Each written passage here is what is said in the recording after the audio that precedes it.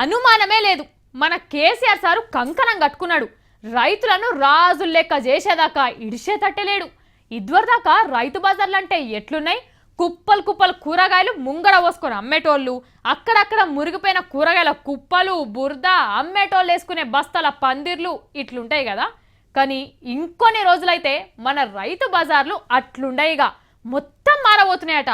అట్లా మార్చేదందుకు కేసీఆర్ సారు ఏం చేయబోతున్నాడో మీరే చూడురి. దసరా దీవులు అన్నాడు కానీ అంతకంటే ముందుగానే ప్రజాసేవ సురువు చేసిండు మన ముఖ్యమంత్రి సారు. తెలంగాణ రైతులకు మొన్న రుణమాఫీ, నిన్న కొత్త రుణాలు, ఇవాళ ఏసీ రైతు బజార్లట. తెలిసిందా మీ దాకా? రైతులందరి కోసం రైతు బజార్లు ఉన్నాయి కదా ఇప్పుడు. అగో అవిట్లలో ఏసీలు ఫిట్ చేస్తుందట మన తెలంగాణ సర్కారు. బాయికాడ కూరగాయలు వండించి రైతు బజార్లకు తీసుకోపోతే చాలు, ఆడికెళ్ళి అమాంతం పోయి ఏసీ రూమ్ లో కూర్చోవచ్చు. గంపలు కూడా లోపలికి తీసుకోవచ్చు. ఇక ఆడనే కుర్చీలు ఉంటాయి, అందులో కూర్చుంటే మీ తాన కొనేటోళ్ళు అందులోకే వస్తారు. కిలకిల చొప్పున అమ్ముకోవచ్చు. గింత చెమట కూడా రాదు, చల్లగా చలి పెట్టాలి. ఇక కూరగాయలు కూడా ఫ్రిడ్జ్లో పెట్టినట్టే ఉంటాయి. 2 రోజులు అమ్మకున్నా గానీ గింత కూడా ఖరాబ్ కావన్నట్టు. అగో మేము గిది కాదు కదా సర్కార్ని అడిగింది, నడిమిట్లుండే బోకర్లను ఎల్లగొట్టి రైతు బజార్ల రైతులకు ఇంత జాగీమంటివి కదా అని అడిగారు.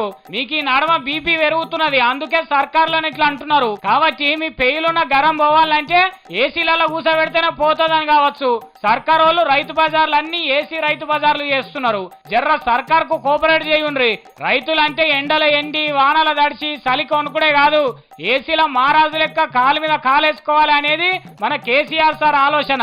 అయితే ఇది ఇంకా జర్రంత ఆలస్యం అయ్యేటట్టే ఉన్నది. ఎందుకంటే కొన్ని కోట్ల రూపాయలు విడుదల చేయాలి కదా, మళ్ళా కొత్త బంగ్లాలు కట్టాలి, అందులో ఏసీలు ఫిట్ చేయాలి.